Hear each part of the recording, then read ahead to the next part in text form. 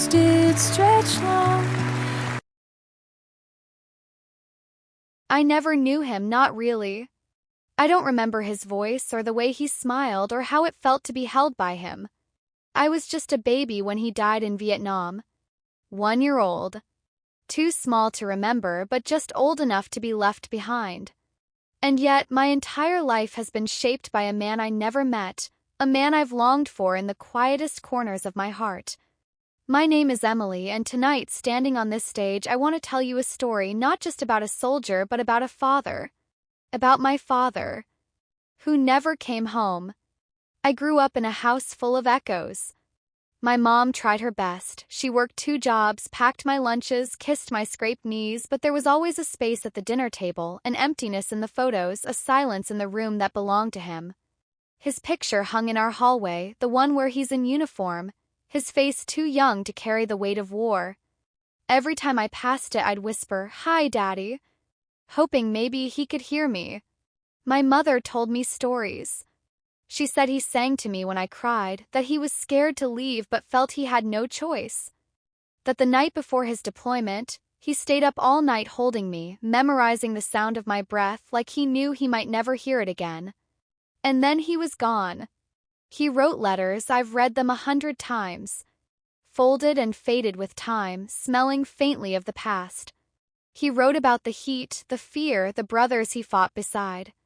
But mostly he wrote about me. "Tell Emily I love her," he'd say. "Tell her I'm coming home." But he didn't. One bullet. One moment. The one father gone before his daughter ever learned to say Daddy. And I was left with pieces. A flag folded by strangers. A box of medals that never hugged me goodnight. And a silence that grew louder every year. As a child, I would sit by my window, watching the street, imagining him walking up the path in his boots, flowers in hand, a smile on his face. I imagined that he had just been lost, that any day now, he'd find his way home. I waited. And waited. I remember at school when kids would talk about their dads, how they played baseball, went fishing, fought over TV remotes. I'd sit there pretending I didn't care, pretending I didn't feel like I was missing everything. When Father's Day came around, I would draw him pictures, crayon hearts and smiling stick figures, and I'd fold them up and hide them in my drawer. They had nowhere to go. I was too young to understand war, but I was old enough to feel what it took from me. As I grew older, my questions grew louder. Why him? Why didn't he stay? Did he cry for me in his final moments? Was it worth it? People called him a hero. But I didn't need a hero. I needed a bedtime story. I needed someone to scare away the monsters under my bed. I needed a hand to hold when I was scared, a voice to tell me I mattered.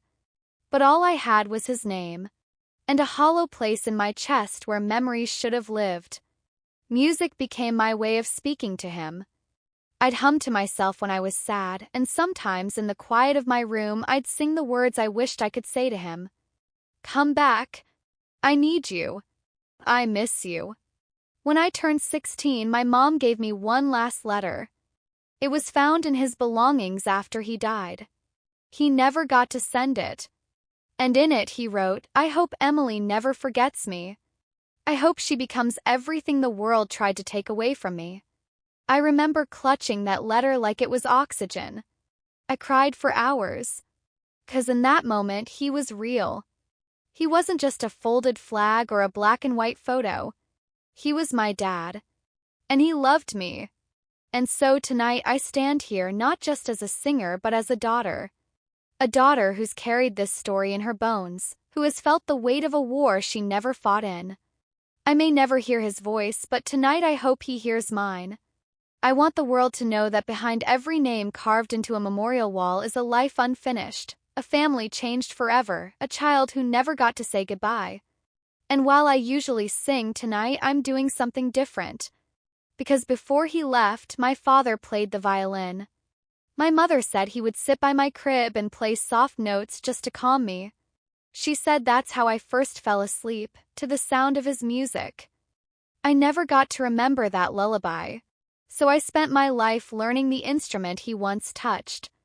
And now I carry his violin, the same one he played all those years ago. It's old, worn, but still full of soul. And tonight I won't use words. Tonight I will let his violin speak. 'Cause this music, this final melody, is my love letter to him. My goodbye. My I miss you. So Daddy, if you're somewhere beyond this world listening, this is for you.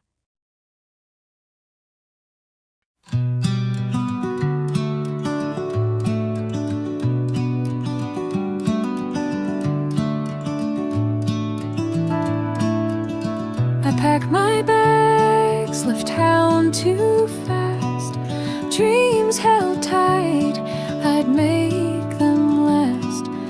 Winds did howl, roads did stretch long, but I found home in my own song.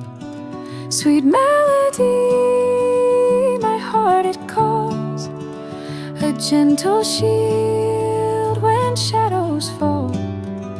No fixed walls, I roam along, but I find home in my sweet song. The city lights, they blinded me, promise gold that I won't see. I hum a tune, clear and strong. Turns out my home was here all along. Sweet melody, my heart it plays, a guiding star through darker days. No fixed walls, I roam along, but I find home in my sweet song. Oh.